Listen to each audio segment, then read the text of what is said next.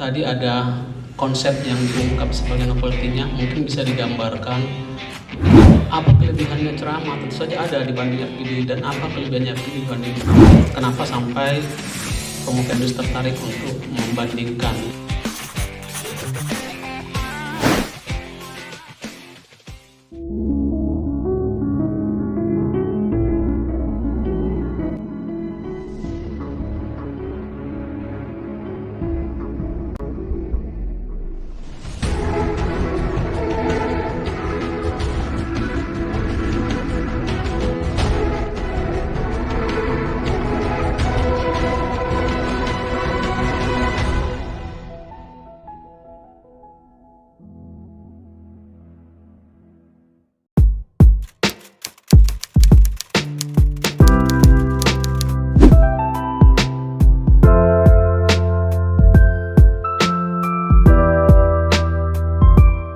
Melangkah ke penguji pembimbing, promotor dan kopromotor.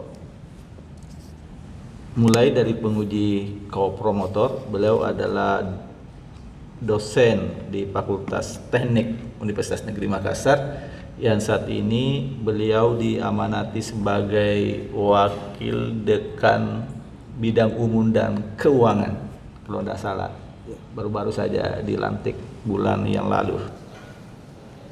Selamat kepada saudara Dr. Bapak, maksud saya Dr. Ahmad Rifki Asrif, MT. Disilahkan. Terima kasih Ketua Sidang. Saudara Promovendus, jadi pertama-tama saya ucapkan selamat ya, karena sudah sampai pada tahap ujian promosi ini. Mudah-mudahan segala pengetahuan yang saudara Promovendus dapatkan ataupun alami dalam proses ini bisa tidak terhenti di sini saja, karena ini baru awal pada saat nanti saudara Promovendus setelah lepas dari sini. Sebenarnya di dalam pertanyaan-pertanyaan ini lebih banyak ke diskusi, karena kami sudah sering berinteraksi di dalam proses mulai dari proposal sampai disertasinya jadi. Yang mungkin perlu saudara Promovendus jelaskan, tadi ada konsep yang diungkap sebagai novelty-nya, mungkin bisa digambarkan kira-kira ditempatkan di posisi mana mapnya ini, maksud saya, dengan penelitian-penelitian lain yang sejenis yang sudah pernah dilakukan. Kan tidak mungkin novelty-nya itu bukan hanya temuannya saja, tetapi dia dibandingkan dengan penelitian lain itu di mana kelebihannya. Karena sudah pasti ada yang pernah meneliti seperti itu, tetapi apa perbedaannya dan di mana kelebihannya. Kemudian yang kedua, mungkin bisa, karena terkait dengan tanggapan dari penguji eksternal itu tentang ceramah dan FGD itu, barangkali terlupa tadi dijelaskan oleh Promovendus, dan saya juga menarik untuk mengaitkan itu. Apa kelebihannya ceramah? Tentu saja ada dibanding FGD, dan apa kelebihannya FGD dibanding ceramah. Dan ini pasti dua-duanya metode ini ditempatkan untuk responden yang mana saja. Kenapa sampai Promovendus tertarik untuk membandingkan, dan memang ini harus dielaborasi ulang atau dielaborasi lebih lanjut supaya hasilnya lebih tajam. Bisa ditangkap maksud pertanyaan saya? Oke, silakan. Terima kasih Maha Terpelajar Bapak Dr. Ahmad, Insinyur Dr. Ahmad Rifki Asrif MT atas pertanyaannya. Apa perbedaan atau kelebihan?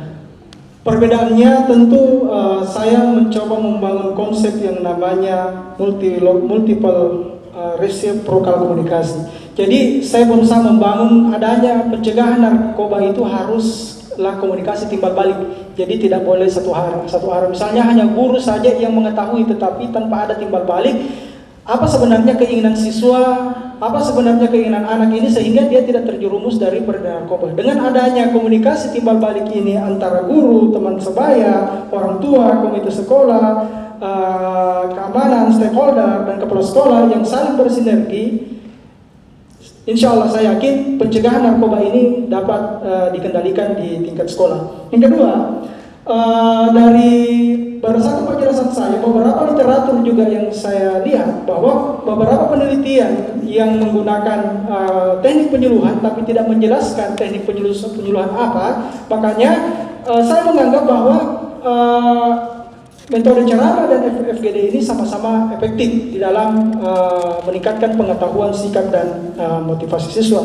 Namun dari sisi yang lain, metode FG ini saya anggap efektif karena adanya interaksi timbal balik antara yang menyajikan dengan siswa. Beda halnya misalnya kalau menggunakan metode ceramah. Nah, tentu di mana kelebihan daripada FG sendiri? Ini tadi ya, bagaimana kemampuan daripada penyuluh. Walaupun misalnya apalagi penyuluhnya tidak profesional, tidak memahami konsep, tidak paham materi, metode apapun yang diberikan tentu tidak sama. Jadi penyuluh juga harus paham tentang sebenarnya apa esensi daripada narkoba itu sendiri. Jadi ada interaksi yang diperoleh sehingga informasi dapat diperoleh sebanyak-banyaknya. Sebagai contoh misalnya kemarin pada saat saya penyuluhan di SMA 5, ini langsung siswa mengatakan, "Pak, saya temanku kemarin ada minum Somadril, yang bagaimana itu, Pak?" Nah, ini yang di SMA 1 tidak ada yang mengungkapkan.